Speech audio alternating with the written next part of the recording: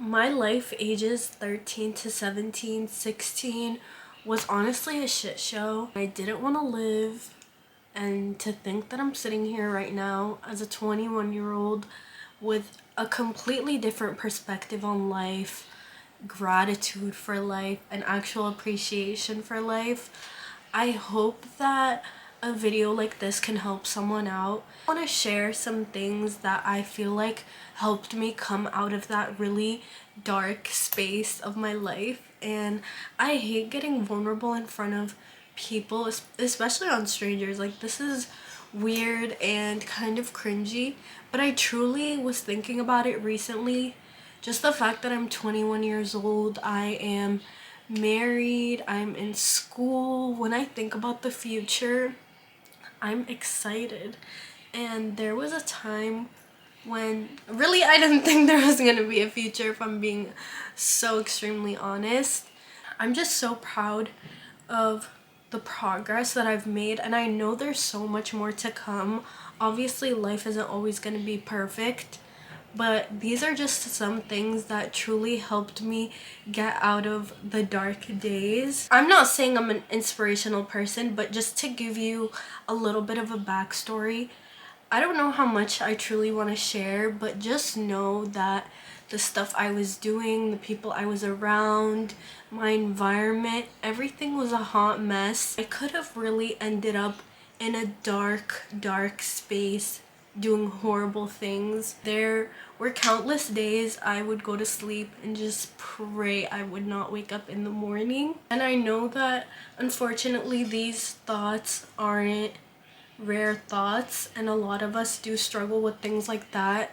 And something that's really important is understanding your health mentally, because I really wasn't diagnosed with depression till kind of the end of high school, and I just feel if I had known this information sooner, I could have probably gotten more tools and resources to help me navigate my emotions and just things that I was going through better. Not knowing that key information honestly just led to the whole idea that hurt people, which is really sad. So don't be like me. I want you to be better. I want you to get out of the dark clouds and just live your best life. Life is never gonna be perfect, but life can be enjoyable, life can be happiness, and life can be peaceful. To give you some context, I went to a predominantly white high school, and so my group of friends, we were basically the only ones that were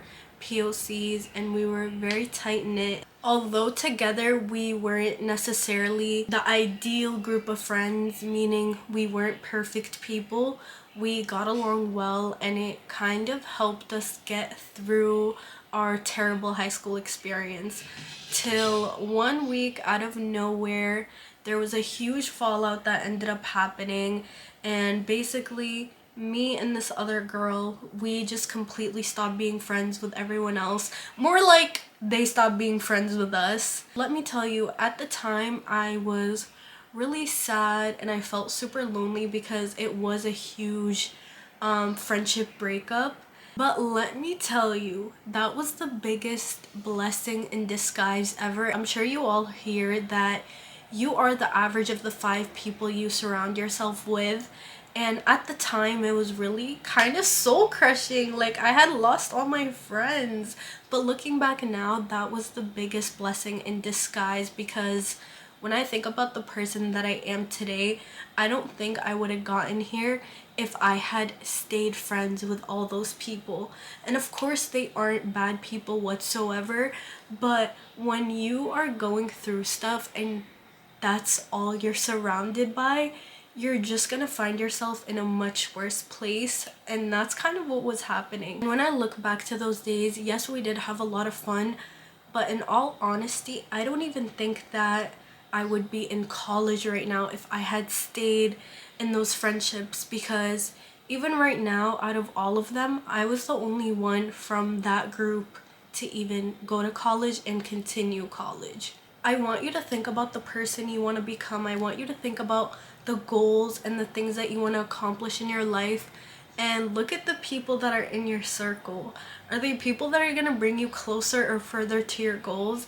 And this is really going to help you decide who you want to surround yourself with. And trust me, it's better to be alone versus surround yourself with people who are just going to bring you down with their toxic habits and just the things that they do or don't do. And of course, no one is better for getting a college education or not getting a college education, but it's about what you want to do with your life. And if the people you're surrounding yourself with aren't going to provide support and just motivation for what you want to accomplish, those people are just not meant to be in your life, or else your life is going to look like their life. And if that's the life you want to have, go for it. But if not, okay, you know what you need to do.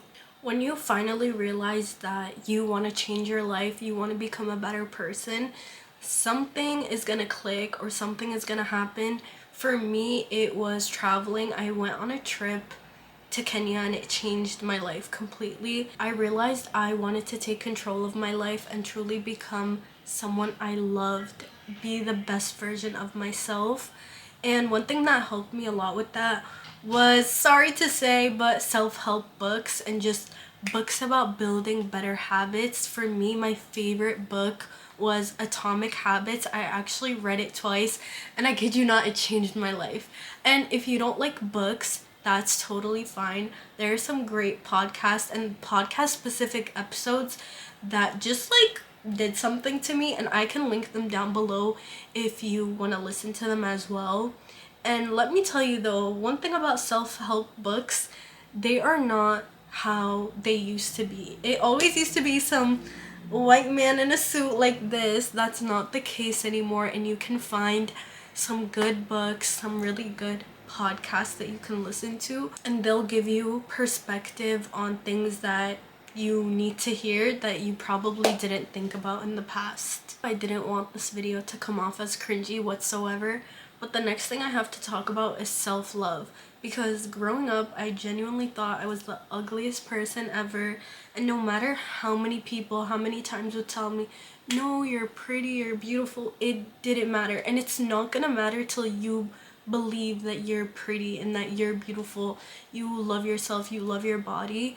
One thing that happened to me is when I was a sophomore in college, I became an RA and I was living on campus. I had access to a full meal plan and I was eating so bad. I was eating terrible every single night, and if I had skipped dinner, I had Ben and Jerry's stocked up in my freezer. So my freshman 15 was really my sophomore 30. It took me seeing videos of me at my birthday months later and realizing like, whoa, I need to get it together. It's so important you find ways to stay healthy, and staying healthy will reflect in how you feel about yourself. For me, I know I hate going to the gym, especially open gyms. It's just awkward. I feel like everyone's staring at me, and then I'm also not pushing myself hard enough. I don't feel sore the next day. But I found that going on walks with my dog is amazing, and actually doing workout classes keeps me motivated and actually holds me accountable to push myself, because you don't want to be the person in class that's not doing their best and not going their hardest. So find forms of exercise that you actually like, because not everyone loves to do cardio, not everyone loves to do Pilates, not everyone can work at an open gym. So try hard to find a form of exercise, form of fitness that you like to do, and stick to that, because not only will you see changes in your body physically, you will, trust me, feel a lot more confident in yourself as well. Similarly, finding hobbies is so important, and this can be related to your fitness or something completely different. My biggest struggle was I found myself that I was going to school and then working full time, and I wasn't doing anything for fun. I didn't necessarily have hobbies. You know, your hobby can't be going to the beach when you live in Massachusetts. You can only go 2 months out of the year. That's not sustainable. I also had a hard time believing that I was a creative individual or someone who had hobbies, because growing up you would think it's playing an instrument, doing sports, and I wasn't good at either and I didn't like either. But hobbies can look different for every single person, and don't let people fool you into thinking that you're not a creative person. For me, I started getting into content creation again, which was something I used to do, in middle school, and I had just kind of left it behind.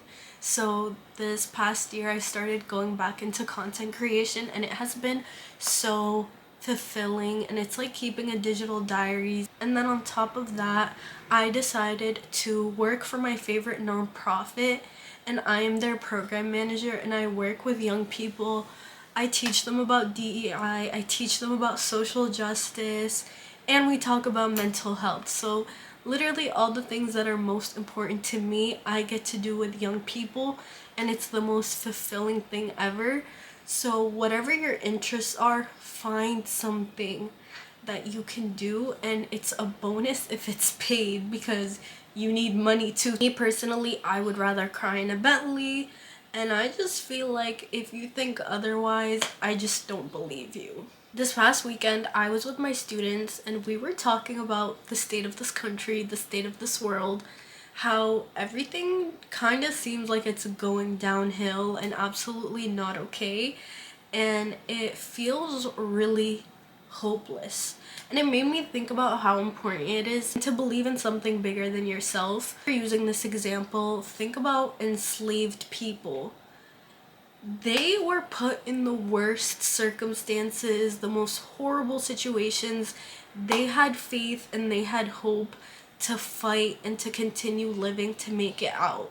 And it's the same thing when we see people in Gaza right now getting married and still celebrating their holidays. How beautiful is that? Just having that hope and believing in a higher power and being connected to something bigger than you spiritually, trust me, that is gonna save your life. Me personally, I grew up in a religious household. However, my dad traumatized me when it came to religion, and that man literally made me want to become an atheist. And it wasn't till I got a little older I had to find my religion again and find my own relationship with God that helped me. And spirituality, religion, whatever you want to believe in, that's gonna look different for every single person, but it's up to you to find your own journey and go from there. Don't let other people sway you. Don't let other people tint your view of what it is you want to believe in. That was a lot. Okay, that's everything I want to share for this video. I hope you got something out of it. I hope this makes you feel like it's gonna be okay at the end of the day. I'm literally always available if you need someone to talk to. Oh, tell me what's it gonna be. I don't want